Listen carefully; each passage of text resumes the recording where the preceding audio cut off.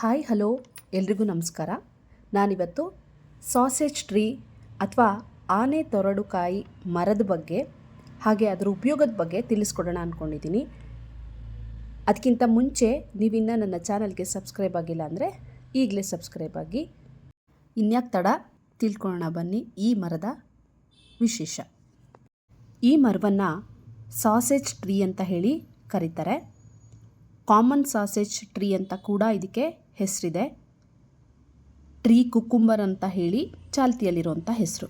ಇನ್ನು ಕನ್ನಡದಲ್ಲಿ ಆನೆ ತೊರಡುಕಾಯಿ, ಮರ ಸೌತೆ ಅಂತ ಹೇಳಿ ಕರೆಯುವಂಥದ್ದು. ಇದರ ವೈಜ್ಞಾನಿಕ ಹೆಸರು ಕಿಗೇಲಿಯಾ ಆಫ್ರಿಕಾನಾ.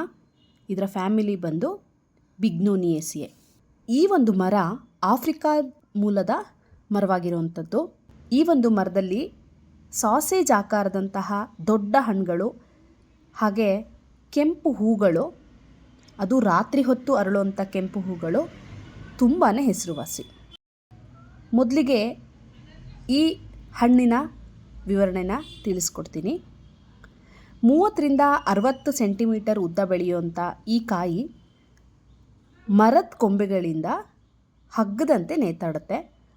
ಸುಮಾರು 6ರಿಂದ 7 kg ತನಕ ಈ ಒಂದು ಕಾಯಿಯ ತೂಕ ಇರುವಂಥದ್ದು. ಹಣ್ಣುಗಳು ಹಸಿ ಇದ್ದಾಗ ಅಥವಾ ಚೆನ್ನಾಗಿ ಹಣ್ಣು ಆಗದೇ ಇದ್ದಾಗ ತುಂಬಾ ವಿಷಕಾರಿಯಾಗಿರುವಂಥದ್ದು. ಆದರೆ ಹಣ್ಣಾಗಿರೋವಂಥದ್ದನ್ನ ಪ್ರಾಣಿಗಳು ತಿಂತವೆ. ಇನ್ನು ಇದ್ರ ಕೆಳಭಾಗದಲ್ಲಿ ನೇತಾಡುವಂಥ ದೊಡ್ಡದಾದಂತಹ ಕೆಂಪು ಬಣ್ಣದ ಹೂಗಳಿರುತ್ತೆ. ಇದು ಕೇವಲ ರಾತ್ರಿ ಸಮಯದಲ್ಲಿ ಅರಳಿ ಬಾವಲಿ ಹಾಗೆ ಕೀಟಗಳನ್ನ ತನ್ನಡೆಗೆ ಆಕರ್ಷಣೆಗೊಳಿಸುತ್ತೆ. ಇದರ ಸಾಮಾನ್ಯ ಉಪಯೋಗಗಳು ಅಂತ ಹೇಳಿದ್ರೆ, ಈ ಮರ ಬಾವಲಿ, ಪಕ್ಷಿ, ಕೀಟಗಳು ಸೇರಿದಂತೆ ಅನೇಕ ಪ್ರಾಣಿಗಳಿಗೆ ಆವಾಸ ಸ್ಥಾನ ಹಾಗೆ ಆಹಾರವನ್ನು ನೀಡುವಂಥದ್ದು.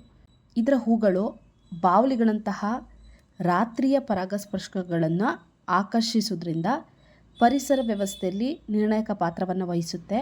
ಹಾಗೆ ಅನೇಕ ಸಸ್ಯಗಳ ಪರಾಗಸ್ಪರ್ಶಕ್ಕೆ ಕೂಡ ಇದು ತುಂಬಾ ಮುಖ್ಯ. ಹಾಗೆ ಉದುರಿರುವಂತಹ ಎಲೆ, ಹಣ್ಣುಗಳು ಮಣ್ಣಿನ ಪೋಷಕಾಂಶಗಳೊಂದಿಗೆ ಒಂದೊಳ್ಳೆ ಸತ್ವವನ್ನು ನೀಡುವಂಥದ್ದು, ಫಲವತ್ತತೆಯನ್ನು ಕೂಡ ಹೆಚ್ಚಿಸುತ್ತೆ. ಹಾಗೆ ಈ ಮರದ ಬೇರುಗಳು ಮಣ್ಣಿನ ಸವೆತವನ್ನು ತಡೆಯೋಕ್ಕೂ ಕೂಡ ಸಹಾಯ ಮಾಡುತ್ತೆ. ಈ ಒಂದು ಕಾಯಿನ ನೋಡಬೇಕು ಅಂತ ಹೇಳಿ ತುಂಬ ಜನ ಕೇಳಿದರು. ಹಾಗಾಗಿ ಅದನ್ನು ಓಪನ್ ಮಾಡೋಕ್ಕೆ ಎಷ್ಟು ಕಷ್ಟ ಅಂತ ಹೇಳಿದರೆ ತುಂಬಾ ಗಟ್ಟಿ ಇರುವಂಥದ್ದು. ನಾವೇನು ತೊಗೊಂಡು ಹೋಗಿರಲಿಲ್ಲ.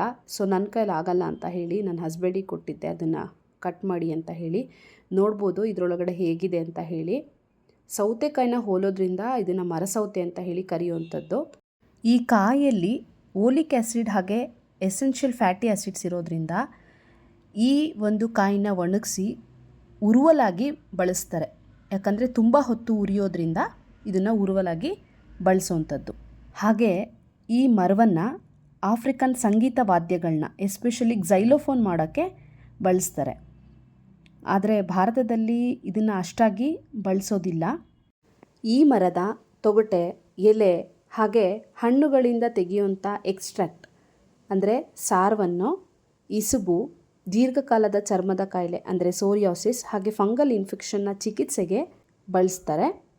ಈ ಮರದ ಎಕ್ಸ್ಟ್ರಾಕ್ಟ್ಗಳನ್ನ ಗಾಯ ಹಾಗೆ ಹುಣ್ಣುಗಳಿಗೆ ಉರಿಯೂತ ನಿವಾರಕವಾಗಿ ಬಳಸಲಾಗುತ್ತೆ. ತುಂಬ ಜನರ ಪ್ರಶ್ನೆ ಏನಂದರೆ, ಈ ಹಣ್ಣನ್ನು ನಾವು ಬಳಸಬಹುದಾ ಅಥವಾ ತಿನ್ನಬಹುದಾ ಅಂತ.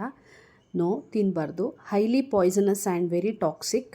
ಇದನ್ನು ಕೆಲವೊಂದು ಪ್ರಾಣಿಗಳು ಅಂದರೆ ಮಂಕಿ, ಆನೆ ಹಾಗೆ ಬರ್ಡ್ಗಳು ಇದನ್ನು ತಿಂದು ಅದು ಜೀರ್ಣ ಮಾಡ್ಕೊಳ್ಳೋ ಶಕ್ತಿ ಇರುತ್ತೆ. ಹಾಗೆ ಅದರ ಡಂಗ್ ಮೂಲಕ ಆ ಸ್ಪೀಷೀಸ್ಗಳನ್ನ ಸ್ಪ್ರೆಡ್ ಆಗೋಕ್ಕೆ ಅದು ಹೆಲ್ಪ್ ಮಾಡುವಂಥದ್ದು. ಆದರೆ ಯಾವುದೇ ಕಾರಣಕ್ಕೂ ಈ ಮರದ ಕೆಳಗಡೆ ನಿಲ್ಲಕ್ಕೆ ಹೋಗಬೇಡಿ. ಯಾಕಂದರೆ ತುಂಬಾ ಡೇಂಜರಸ್ಸು. ತುಂಬ ಬಿಸಿಲಿತ್ತು ಅಥವಾ ಜೋರಾಗಿ ಮಳೆ ಬರ್ತಿದೆ ಅಂತ ಹೇಳಿ ನಾವೇನಾದರೂ ಈ ಮರದ ಕೆಳಗಡೆ ನಿಂತ್ಕೊಂಡ್ರೆ ಆ ಕಾಯಿ ಏನಾದರೂ ಬಿದ್ದರೆ ತಲೆನೇ ಒಡೆದು ಹೋಗ್ಬೋದು. ಯಾಕಂದರೆ ಅದ್ರ ವೆಯ್ಟು 7 to 8 kg ಇರೋವಂಥದ್ದು. ಹಾಗಾಗಿ ಬಿ ಕೇರ್ಫುಲ್. ಇನ್ನು ಈ ಮರದ ಕಾಯಿಯ ಕೆಲವೊಂದು ಪ್ರಾಡಕ್ಟ್ಸ್ಗಳು ಕೂಡ ಆನ್ಲೈನಲ್ಲಿ ಸಿಗುತ್ತೆ, ನೀವು ನೋಡ್ತಿರಬಹುದು. ನಿಮಗೆ ಈ ಮಾಹಿತಿ ಹಾಗೆ ವಿಡಿಯೋ ಇಷ್ಟ ಆದರೆ ದಯವಿಟ್ಟು ಲೈಕ್ ಮಾಡಿ, ಶೇರ್ ಮಾಡಿ, ಹೈಪ್ ಮಾಡಿ. Thank you. ಧನ್ಯವಾದಗಳು.